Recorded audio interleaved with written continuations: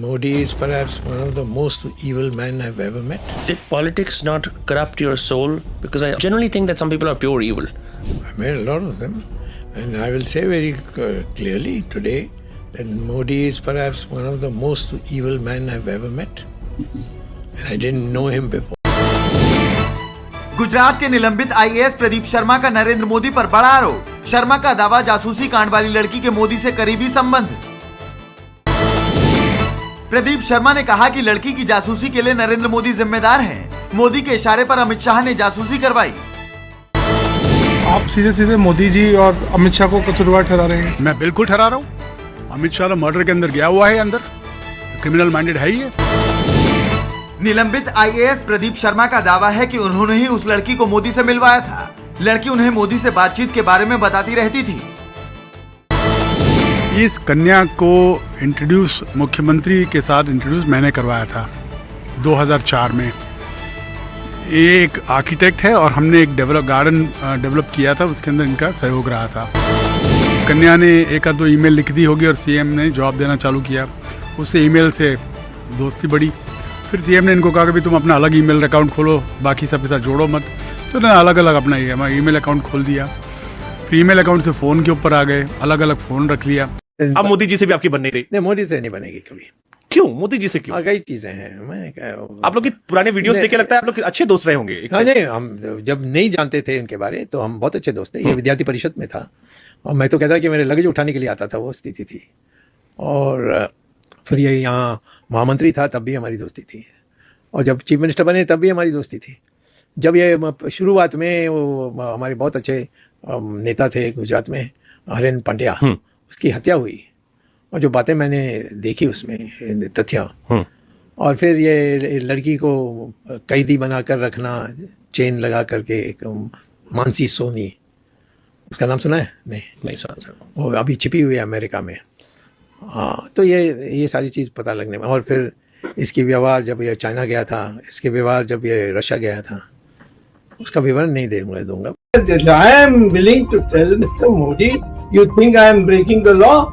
Then expel me. Then I will really break the law and tell everything I know about you. Then Mr. Modi will not be Prime Minister for very long now. Well with him. If he thinks that he can just sideline me, I will show him what it means to be sidelined. He is the first from an ailment, which is insecurity. He's insecure. He wants everybody to be less intelligent than him, which is very difficult to be. He is not the party. Again, he is just one of the members of the party like me. Tomorrow, RSS said people in the party decide that we'll all get together and for the sake of Hindutva and democracy, we must have internal democracy. He will be nowhere. He will be on the road. Before, and you said that it's a different story altogether why Amit Shah was brought in as Home Minister. I really want to understand from you, because is there a mystery to this? Why was he made Home Minister? There is a mystery, but when I reveal the mystery, it will be chaos, and therefore I will decide which is the best time. He has a very powerful ideology that Modi and nobody else and anyone who comes in the way should be eliminated. That's his ideology. But Dr. Swami, what is that one quality about Narendra Modi which you completely detest and you just cannot bear with that quality? What is it? He's a liar. Is he fit to be in the Prime Minister's seat? I thought so. He was. But I am not convinced that this is the biggest mistake of my life. If I were to ask you to give one advice to Prime Minister Narendra Modi, after all, he's your party man, what is that one advice you want to give? Retire and go home. Hello and a warm welcome to Truth Beat. CM को ऐसा doubt पड़ गया कि ये इसके पास मेरे पर ज़्यादा जानकारी है। एक बार जब ये महिला मुझे भावनगर में मिलने आई थी, नरेंद्र मोदी ने इनको ये कहा कि आप भावनगर चले जाओ और प्रदीप शर्मा को बोलो तो तुम्हारे लिए कच्छ में जैसा तुमने गार्डन का प्रोजेक्ट किया, ऐसा नया प्रोजेक्ट वहाँ बनाए, तो पोर्ट रिलेटेड प्रोजेक्ट हो या अलंग रिलेटेड हो, तो उसके लिए शी केम। तो उस समय दरम्यान शी वाज शोइंग मी, उनके SMS बता रही कि देखो नरेंद्र मोदी कैसे लिख रहा है, देखो नरेंद्र मोदी कैसे लिख रहा है। तो वो एसएमएस पढ़ते पढ़ते इनफैक्ट मुझे तो ताज्जुब हुआ कि मुख्यमंत्री के पास ऐसे फालतू एसएमएस करने का भी टाइम हो सकता है। भावनगर का गांठिया खाया कि नहीं खाया, चाय पी के नहीं पी, सुबह कितनी गुलाबी, ठंड कितनी शराबी, you know that kind of a thing, random. और कुछ शायरिया वायरिया भी गुजराती में लिखी थी जो मुझे याद नहीं है। तो वो जब पढ़ा तो उसके साथ मैंने नंबर देख लिया कहाँ से आया था, उस नंबर को मैंने मेमोराइज किया और अपने फोन में फीड कर दिया, फिर भूल गया।